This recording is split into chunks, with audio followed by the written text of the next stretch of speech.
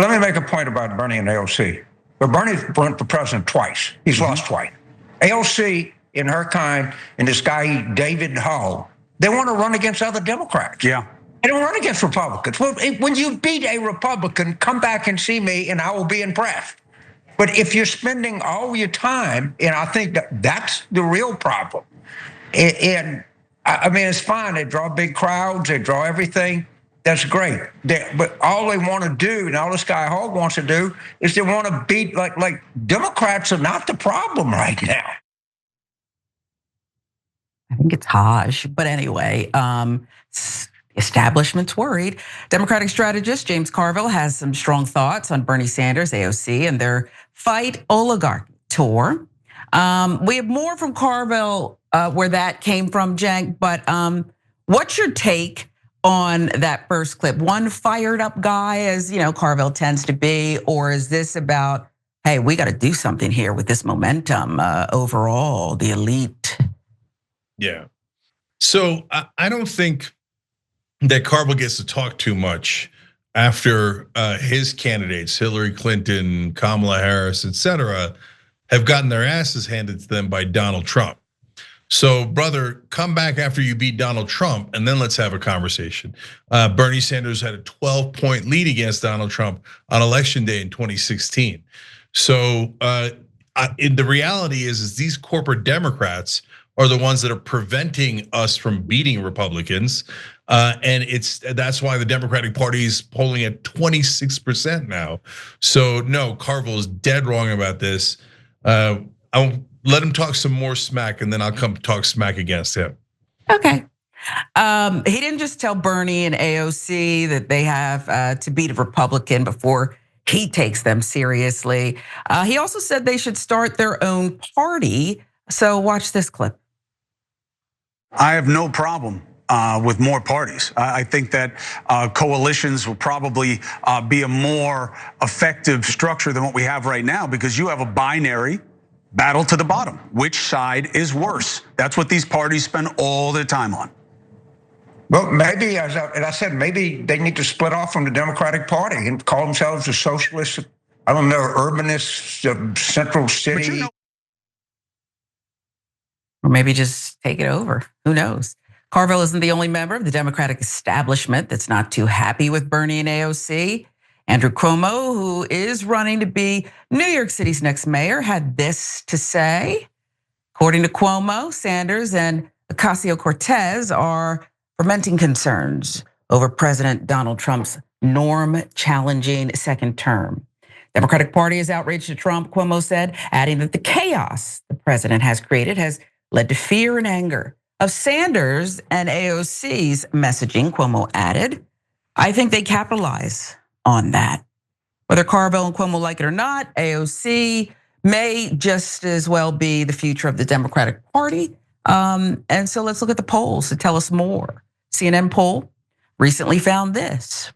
When asked which Democrat best reflects the core values of the party, 10% of Democratic voters named her, just ahead of Harris at 9%, Sanders at 8%.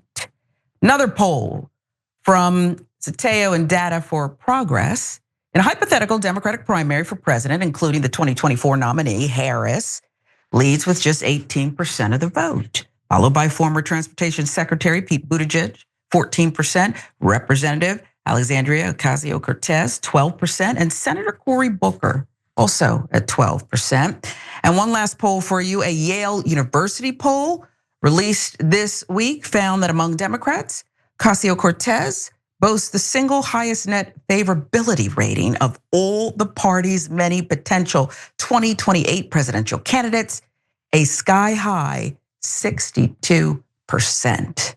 New York Post filling in some of the details. And when asked whom they would support if the 2028 Democratic presidential primaries were held today, AOC finished a very strong second. Former Vice President Kamala Harris at 28% was the only prospective candidate to edge her out. And it's not just Democrats who are gearing up for AOC to take over the party. Emily Jasinski, right-wing commentator on Counterpoints, just issued this warning to her fellow conservatives.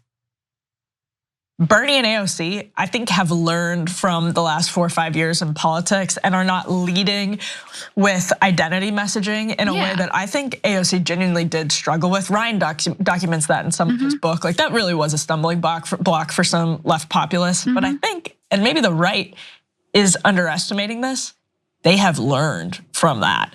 And James Carville is underestimating that too, yeah. See, I think, Cenk, and I was just talking about this. I always name my one Republican friend. He's a strategist. I'm sure I have others, but he's the loudest of all of them. And I was talking about the crowd sizes and wow. And the problem with AOC and Bernie is they actually are real. Okay, they believe what they believe and live accordingly. And I am worried. I actually said to him, and I don't even want to talk this up, but I'm just telling you, I'm worried. This to me moves beyond the super delegate and how they, the party had to get together and kind of railroad things to make sure somebody got the nomination. I don't know. I'm just worried. I'll just leave it at that. Yeah. So I have a lot of thoughts on this. First of all, AOC is now appears to be the leader in the race. Now, there's a long way to go between now and 2028. But Kamala Harris coming in number 1 is unsurprising. That's just on name recognition and because she just ran like a minute ago, right? So that one doesn't really count. And we're not gonna run a person who lost to Trump. That's just not gonna happen, right? So right now, currently AOC is the leader. And she might be striking the balance better than I realized. So I want to come back to that point in a second and see if I was wrong about a part of this, right? And so, look, when Carville said, "Hey, we should get away from the cultural wars and we should get away from radicalism and purity tests, etc." There's a lot that I agreed with there, and so I didn't think we needed to die on every hill. But now, wait a minute. Now he's showing 2 pieces of hypocrisy that makes me go, I'm not sure he really meant it. He might have meant something else, right? Because when he said like, and call it the radical urban city party or something, a socialism urban city. Wait. I think defund the police is counterproductive as a slogan because it doesn't help Black people or anyone else, right? I think that I think there's a much better way to get to police reform, which is desperately needed, and to serve all Americans and the community overall. But I don't have anything against urban city folks. What does that mean? That just seemed like it was racial coding. No. I believe in a better strategy to help African Americans and minorities, etc. I don't believe in throwing them under a bus. And that's what that sounded like. So that's wrong. So secondly, don't tell me you're against radicals and purity tests and then say we shouldn't have any primaries and we should have a purity test. You either have to be an establishment Democrat or you're not a Democrat at all. Well, then that means you're just a radical corporatist, a radical moderate, radical establishment, whatever you want to do. Radical is in the attitude, not in the policies. And so what I'm hearing from James Carville today is he's actually signing up for radicalism. And I mean, think about, and the other thing that I thought I agreed with Carville on was win, baby, win. We got to win, otherwise we can't pass any policies that help you guys. Otherwise Trump wins and we have, all the things that have happened here, right? But he's now saying maybe they should go be their own party. But brother, how does that help to win? I mean, the reason I'm reaching out to some Trump voters and try to win over the independents that voted for Trump, or even maybe some portion of MAGA that might be populist, anti-war, etc. But the point of that is to build a larger coalition so we could win elections, so we could help you with our policies that we think are better for the average American, right? But if you then cleave off your left wing, that's gonna make it less likely to win. That doesn't make any sense at all. So apparently you don't really wanna win. You're just kind of bitter about the establishment Democrats losing at this point within the party. And so that's where a lot of our members on tyt.com are, right? And by the way, join at tyt.com/join, be part of the show. Like, Bloated Ego wrote in, you have to run against Democrats first, then a Republican. Am I wrong, or don't primaries come first? Yes, and that's such an obvious point, and you're absolutely right. And Carville, you don't know that? No, he just doesn't want you to ever challenge his beloved establishment Democrats with, either on issues that that are he thinks are not going to help in winning, or apparently with anything that's urban city or something. So no. I'm with Bernie. Finally, back to AOC. Look, I see the same thing that Crystal Ball and others are seeing, which is AOC does it so much more artful than I do. Okay, or see, I even didn't say that right. Artfully, I don't know. I think that kind of proves my point. So like she's actually saying the same thing I am, which is the culture war stuff didn't really help that much. Let's head back towards economic populism.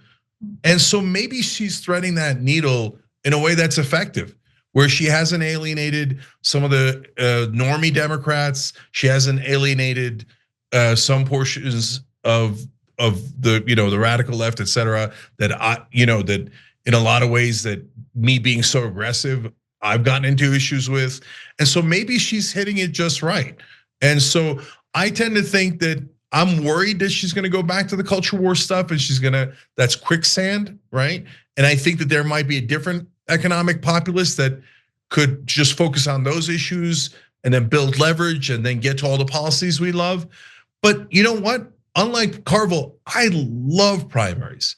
So if AOC was in and then a couple of populist left guys were in and a bunch of establishment Democrats will certainly be in, great. Let's find out who's the best candidate we have. Let's find out who the Democratic voters love and want to support. And if it's AOC, awesome, right? And so, that person doesn't have to, I'm not like James Carville. I'm not a radical in any part of the political spectrum. That person doesn't have to agree with me 100%. They just have to be a great candidate and be able to win. Yeah, but if you want to keep control of the party, I just feel like her own party, and I know they've been tough on her before, but she ain't seen nothing yet. And I really fear that. We'll see what happens as their Fight Oligarchy tour continues. Every time you ring the bell below, an angel gets his wings. Totally not true, but it does keep you updated on our live shows.